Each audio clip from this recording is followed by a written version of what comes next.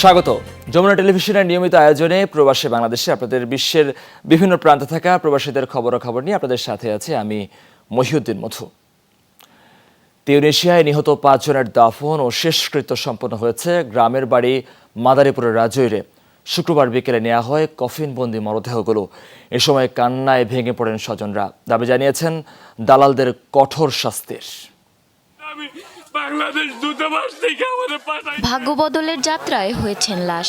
২.৫ মাস কফিনবন্দি ছিল ৫ জনের মরদেহ। শুক্রবার নেওয়া হয় গ্রামের বাড়ি মাদারীপুরের রাজৈরে। আহাজারি কান্নায় ভেঙে পড়েন স্বজনরা।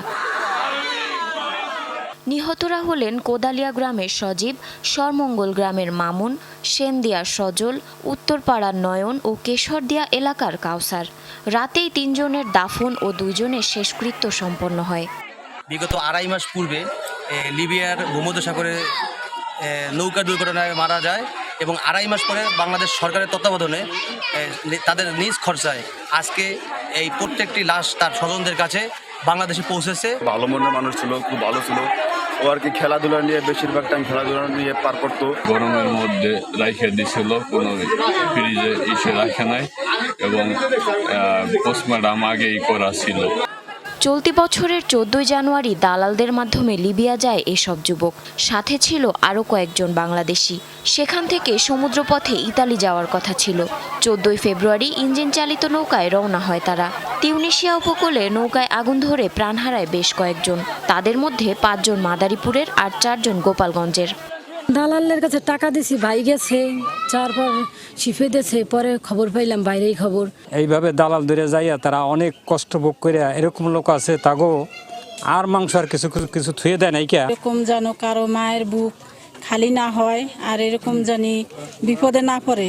দালাল চক্কর, এই চক্করটা সম্বন্ধে সরকারের কঠোর যদি একটা ব্যবস্থা নিত তাহলে এই রূপ মৃত্যু হবে সবারই। এরপর মরদেহগুলো কফিনবন্দি করে রাখা হয় তিউনিসিয়ায়। সেখান থেকে বৃহস্পতিবার দুপুরে মরদেহগুলো আনা হয় ঢাকায়। জারিন অর্নি, যমুনা নিউজ।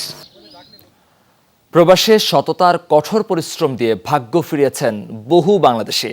তাদেরই একজন আব্দুল হক। ২৬ বছর আগে সংযুক্ত আরব আমিরাতে পাড়ি জমিয়েছিলেন তিনি। সাধারণ কর্মচারী হিসেবে প্রবাস জীবন শুরু করলেও নিজ চেষ্টায় এখন তিনি সফল ব্যবসায়ী। পাশাপাশি তৈরি করেছেন অনেক বাংলাদেশির কর্মসংস্থানও। সংযুক্ত আরব আমিরাত থেকে মেহেদি রুবেলের প্রতিবেদনে থাকছে বিস্তারিত। ভাগ্য বদলের আশায় ১৯৯৮ সালে সংযুক্ত আরব আমিরাতে পাড়ি জমান চট্টগ্রামের আব্দুল হক সাধারণ শ্রমিক হিসাবে প্রবাসে গেলেও কঠোর শ্রম ও মেধা দিয়ে তিনি আজ সফল ব্যবসায়ী। গড়ে তুলেছেন একের পর এক ব্যবসা প্রতিষ্ঠান। ব্যবসার মাধ্যমে আব্দুল হক শুধু নিজেই স্বাবলম্বী হয়নি, অন্যদের কর্মসংস্থানেরও সুযোগ সৃষ্টি করেছেন। তার ব্যবসা প্রতিষ্ঠানে এখন কাজ করে বাংলাদেশি সহ অন্য দেশের শ্রমিকরাও। আব্দুল হক এখন অনেক প্রবাসীর কাছেই অনুকরণীয়। তার সফলতায় অনুপ্রাণিত হয়ে গড়ে তুলেছেন ব্যবসা প্রতিষ্ঠান। এখন সুপার মার্কেট, গাড়ির দোকান, বিল্ডিং ম্যাটেরিয়ালস, কার অ্যাক্সেসরিজ, গ্যারেজ, এগুলোর মধ্যে এখন মানুষ একটু এগিয়ে যাচ্ছে। এই যে ব্যবসা প্রতিষ্ঠানে বাঙালিরা আজকের থেকে ১০-১৫ বছর আগে এরকম ব্যবসা এগিয়ে যেত না, চাকরির দিকে বেশি মনোযোগ থাকতো। এখন সবসময় একটু খেয়াল করে যে আগে যাওয়ার জন্য, একটু এগিয়ে যাওয়ার জন্য।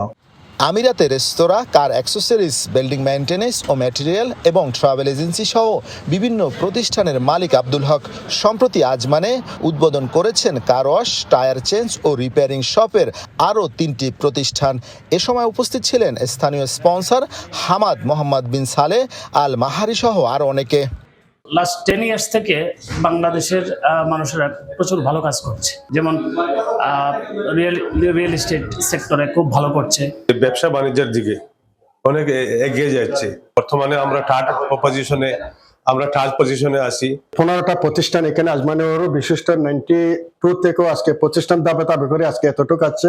বাংলাদেশ সরকারকে আমি আবেদন করতে চাচ্ছি যে আমাদের আজকের বিষয়টা বন্ধ হওয়ার পর কারণে আমাদের ব্যবসা বাণিজ্য বাংলাদেশে আমরা আজকে আগে যেতে পারতেছি না। বাংলাদেশিদের ভিসা জটিলতায় কর্মী সংকটে ভুগছেন অনেক প্রবাসী ব্যবসায়ী। এই সংকট সমাধানে সরকারকে কূটনীতিক পদক্ষেপ নেওয়ার আহ্বান জানান আব্দুল হক। মেহেদি রুবেল, যমুনা নিউজ, সংযুক্ত আরব আমিরাত। মালয়েশিয়ায় বর্ষবরণের আয়োজন উপলক্ষে সংবাদ সম্মেলন অনুষ্ঠিত হয়েছে। আগামী 11 মে কুয়ালালামপুরে অনুষ্ঠিত হবে 1 বৈশাখ। এই উপলক্ষে দাতব্য সংস্থা বিডি এলিট ক্লাব আয়োজন করে প্রস্তুতিমূলক সভা। শুক্রবার স্থানীয় সময় সন্ধ্যায় কুয়ালালামপুরের একটি রেস্তোরাঁয় অনুষ্ঠিত হয় সভা। সভাপতিত্ব করেন বৈশাখী উল্লাস 1431 উদযাপন কমিটির আহ্বায়ক ফরিদ উদ্দিন গাজী। উপস্থিত ছিলেন বিডি এলিট ক্লাব মালয়েশিয়ার প্রতিষ্ঠাতা সাংগঠনিক ব্যক্তিত্ব জাহিদুর রহমান খান কাকন।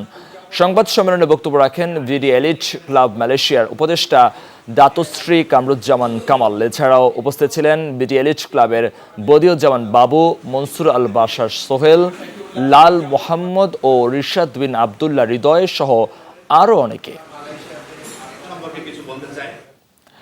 ওমানে যাত্রা শুরু করলো বাংলাদেশি মালিকানাধীন প্রতিষ্ঠান প্রোলিংক ইন্টারন্যাশনাল। শুক্রবার রাজধানী মাসকাটের ওয়াদি কাবির সানাইয়া এলাকায় অবস্থিত দোকানটির উদ্বোধন করা হয়। এ সময় উপস্থিত ছিলেন ওমানের বাংলাদেশ সোশ্যাল ক্লাবের সহসভাপতি আজিমউদ্দিন বাবুল, বাংলাদেশ বিমানের কান্ট্রি ম্যানেজার শরীফুল আলম, শাহজাহান ভুইয়া ও প্রতিষ্ঠাতা আশফাক তাহের সহ আরও অনেকে। ফিতা কেটে উদ্বোধনের পর কাটা হয় কেক। আগত অতিথিদের জানানো হয় ফুলেল শুভেচ্ছা। বিদেশের মাটিতে উদ্যোক্তাদের মাধ্যমে দেশের ইতিবাচক ভাবমূর্তি তৈরি হচ্ছে বলে জানান প্রতিষ্ঠানটির স্বত্বাধিকারী আশফাক তাহের। বলেন, সহযোগিতা পেলে এগিয়ে আসবেন প্রবাসীদের কর্মসংস্থান তৈরিতে। পার্টস সবগুলা জেনুইন, নন জেনুইন সবকিছু পাওয়া যাবে। মার্কেটে আমরা বেস্ট প্রাইস দিব, প্লাস বেস্ট সার্ভিস এভেল করতে ট্রাই করতেছি। এখানে বর্তমানে 7 থেকে 8 লক্ষ লোক আমরা সেখানে বসবাস করতেছি। একসময় ইন্ডিয়ানিরা এখানে ব্যবসা বাণিজ্য অগ্রগতি ছিল, বর্তমানে বাংলাদেশে তাদেরকে অ্যাকসেপ্ট করতে আমরা বাংলাদেশিরা অনেক উদ্যোগে আছি। নতুন নতুন উদ্যোক্তা যেভাবে সৃষ্টি হচ্ছে, এটা সত্যিকার অর্থে বাঙালি কমিউনিটির জন্য একটা গর্বের বিষয়। 5 মাস পর পেঁয়াজ রপ্তানির উপর থেকে নিষেধাজ্ঞা প্রত্যাহার করল ভারত। দেশটির বৈদেশিক বাণিজ্য শাখা আজ এই সংক্রান্ত বিজ্ঞপ্তি জারি করেছে। এতে প্রতি টনের রফতানি মূল্য ধরা হয়েছে $550 মার্কিন। ভারত সরকার রফতানি নিষেধাজ্ঞা প্রত্যাহার করে নেয় পেঁয়াজ আমদানির প্রস্তুতি নিতে শুরু করেছেন ব্যবসায়ীরা। জানিয়েছেন 2-1 দিনের মধ্যে ইম্পোর্ট পারমিট প্রাপ্তি সাপেক্ষে ঋণপত্র খোলা শুরু হবে। আমদানি করা কারকরা বলছেন, ভারত থেকে পেঁয়াজ আমদানি শুরু হলে স্থানীয় বাজারে দাম কমে আসবে। রাজধানীর বাজারে মান ভেদে প্রতি কেজি পেঁয়াজ বিক্রি হচ্ছে 75 থেকে 80 টাকা দরে। এলসি, আইপি সবই আগামীকালকের থেকে চালু হবে। আজকে ব্যাংক আমাদের বন্ধের দিন আছে, ব্যাংক, আইপি অফিস সবগুলোই বন্ধ হয়েছে। ইন্ডিয়ান পেঁয়াজ চালু হয়ে গেলে সকলে বাংলাদেশি পেঁয়াজ কখনো 60 টাকা, কখনো 50 টাকা, কখনো 70 টাকা খাচ্ছি আমরা। এটা আর হবে না। প্রচণ্ড দাবদাহে বিপর্যস্ত দক্ষিণ ও দক্ষিণ পূর্ব এশিয়ার দেশগুলো। গরমের তীব্রতায় পড়ছে আফ্রিকার বিভিন্ন দেশ। আফ্রিকার দেশ চাঁদ ও মালিতে এরই মধ্যে তাপমাত্রা ছড়িয়েছে 45 ডিগ্রি সেলসিয়াস। তীব্র গরমে বেড়েছে লোডশেডিং, দেখা দিয়েছে পানি সংকট। বাসিন্দাদের বিদ্যুৎ ও পানির চাহিদা মেটাতে হিমশিম খাচ্ছে সরকার। আবহাওয়া বিভাগ জানিয়েছে পরিস্থিতির আরও অবনতি হবে মালিতে। এদিকে তাপমাত্রা সব রেকর্ড ছাড়িয়েছে মিয়ানমারে। তাপপ্রবাহের কারণে হিট স্ট্রোকে মৃত্যু হয়েছে বেশ কয়েকজনের। এই মুহূর্তে বিশ্বের উষ্ণতম স্থানগুলোর তালিকায় রয়েছে দেশটির নাম। প্রচণ্ড দাবদাহে পড়ছে দক্ষিণ পূর্ব এশিয়ার দেশ কম্বোডিয়াও। কমিয়ে দেওয়া হয়েছে স্কুল ক্লাসের সময়।